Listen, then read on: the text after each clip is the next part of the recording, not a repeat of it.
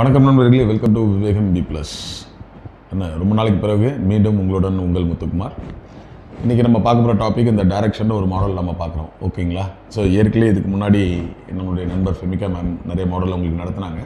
So இன்றைக்கி ஒரு model நான் உங்களுக்கு சொல்லித்தரேன். ஓகேங்களா? சரி, நேராக சமுக்குள்ளே போகலாம்.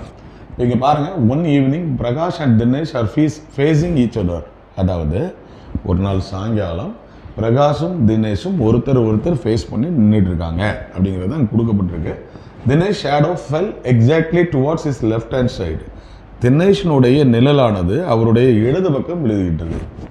which direction was Prakash facing அப்படின்னு கொடுத்துருக்காங்க. ரைட்டுங்களா? இது எப்படினாலும் கேட்கலாம். சில நேரம் காலையில் 2 பேர் பீச்சில் நிற்காங்கன்னு கேட்கலாம், இல்லைன்னா சாயங்காலம் பீச்சில் நிற்காங்கன்னு கேட்கலாம். அந்த மாதிரி ஒரு சமம் தான் இது. இப்போ இதில் கீ பாயிண்ட் என்ன அப்படின்னு நீங்கள் பார்த்தீங்கன்னா, ஒன் ஈவினிங் அப்படின்னு கொடுத்துருக்காங்க இல்லைங்களா? அப்போ இந்த ஈவினிங் அப்படின்னா சூரியன் எந்த பக்கம் இருக்கும் அப்படின்னு நீங்கள் பார்த்தீங்கன்னா மேற்கு திசையில் இருக்கும் இல்லைங்களா? West side.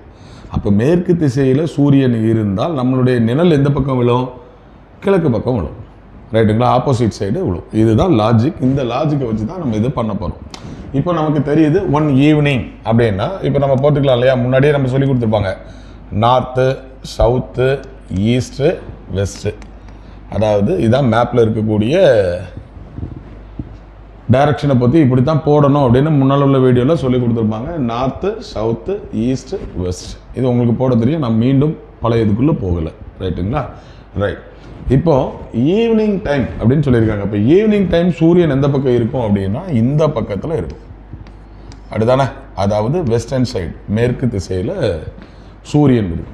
அப்படி இருக்கிற பட்சத்தில் தினேஷனுடைய இடதுகை பக்கம் என்ன விழுதான்? அதனுடைய நிழல் விழுது அப்படின்னு சொல்றாங்க. அப்போ தினேஷனுடைய இடதுகை பக்கம் எங்கே இருந்திருக்கணும்? ஈஸ்ட் பக்கம் இருந்திருக்கணும். ஏன்னா சூரியன் வெஸ்டில் இருந்தால் அவங்களுடைய நிழல் எந்த பக்கம் விழும்? ஈஸ்ட் பக்கம் தானே விழுந்திருக்கணும். அப்போ தினேஷ் என்ன பண்ணுறாரு? இங்கே பார்த்து ஃபேஸ் பண்ணி, அதாவது சவுத்தை ஃபேஸ் பண்ணி இருந்தால் மட்டும்தான் அவருடைய இடதுகை எங்கே இருக்கும்? ஈஸ்ட் பக்கம், கிழக்கு பக்கம் இருக்கும். வலதுகை பக்கம் அதாவது வெஸ்ட் இருக்கும். வெஸ்ட்டில் நமக்கு என்ன இருக்குது? சூரியன் இருக்குது. அதாவது ஈவினிங் அப்படிங்கிறத டிப்பை வச்சு நம்ம போட்டிருக்கோம். ரைட்டுங்களா?